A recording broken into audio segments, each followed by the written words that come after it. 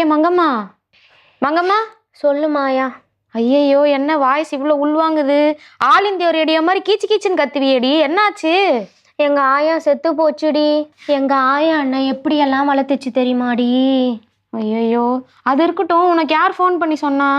எங்க ஆத்தா இப்பதாண்டி ஊர்ல இருந்து ஃபோன் பண்ணுச்சு. ஊருக்கு கிளம்பி வானுச்சுடி. எனக்கு ரொம்ப கஷ்டமா இருக்குடி. ஐயையோ, சரி ஃபீல் பண்ணாதடி மங்கம்மா. மனுஷனா பிறந்த என்னைக்கா ஒரு நாள் போய் சேர வேண்டியது தானே எல்லாருமே. சரி, அது இருக்கட்டும். நான் உங்ககிட்ட ஒரு விஷயம் சொல்லலான்னு வந்தேன். உனக்கு வேற மூடு சரியில்லை. சுச்சுவேஷன் நியூஸா வேற அமையும் போலயே. சரி பரவாயில்ல, சொல்லணும்னு வந்துட்ட, சொல்லிடு. கன்ஃபார்மா சொல்லிடணுமா? இல்ல சொல்லிடு, பரவாயில்ல. அதுவா, தூத்துக்குடியில ஒருத்தன் சாவுக்கு போய் நகையை திருடிட்டு ஓடிட்டான், தெரியுமா? சாவு வீட்டுல நகையை திருடிட்டானா? யார் நகையை திருடினா? என்ன ஆச்சு? தூத்துக்குடியில மகேஸ்வரி அப்படின்றவங்களுக்கு 30 வயசு ஆகுது. 30 வயசு ஆன இவங்களுக்கு ரொம்ப வருஷமா ஏதோ உடம்புல பிரச்சனை இருந்திருக்கு போல. வீட்டுல ஹாஸ்பிட்டல் கூப்பிட்டுட்டு ட்ரீட்மெண்ட் பார்த்துட்டு அப்படி இருந்திருக்காங்க. திடீர்னு ஒரு நாள் இறந்துட்டாங்களாம்.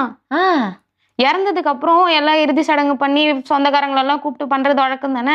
அந்த மாதிரி எல்லா சடங்கெல்லாம் நடந்துட்டு இருக்கும்போது ஒருத்தன் எல்லாத்தையும் நோட்டம் விட்டுட்டு சைக்கிள் கேப்ல மாலை போடுற மாதிரி போய் அந்த ஆன்டி மேல இருந்த எல்லா நகையும் திருடிட்டு போயிட்டானா.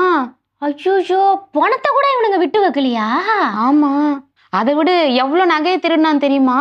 ஆமா, இதை கேட்க மறந்துட்டேன். எவ்வளவு திருடினா? 5.25 சவரம் நகையை திருடி இருக்காண்டி. ஐயோ 5.25 சவரம் நகையை திருடிட்டானா? 1 கிராம் இப்ப என்ன விலை விக்குதுடி அம்மா? ஆமாடி. சரி, அந்த ஆளுதான் அந்த நகையை எடுத்தான்னு இவங்க எல்லாம் எப்படி கண்டுபிடிச்சாங்க? அதான் விஷயமே. எடுத்துட்டு போய் புதைக்கிற வரைக்கும் கூட அந்த அம்மா மேல இந்த நகையை காணோம்னு ஒருத்தரும் கண்டுபிடிக்கவே இல்லை. புதைக்கிறதுக்காக குழியில வச்சுட்டு கடைசியா நகையை கழட்டுவாங்கல்ல, அப்ப பார்த்தா ஒரு பொட்டு நகை இல்லையா.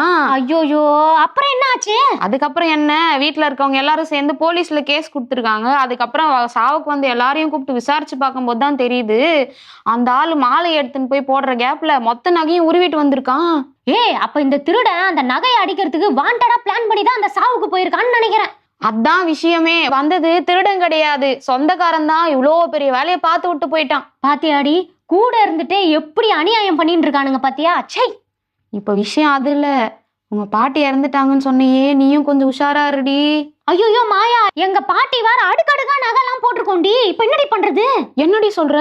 சரி இரு, முதல்ல நான் டிக்கெட் புக் பண்ணி தரேன், நீ ஊருக்கு போ.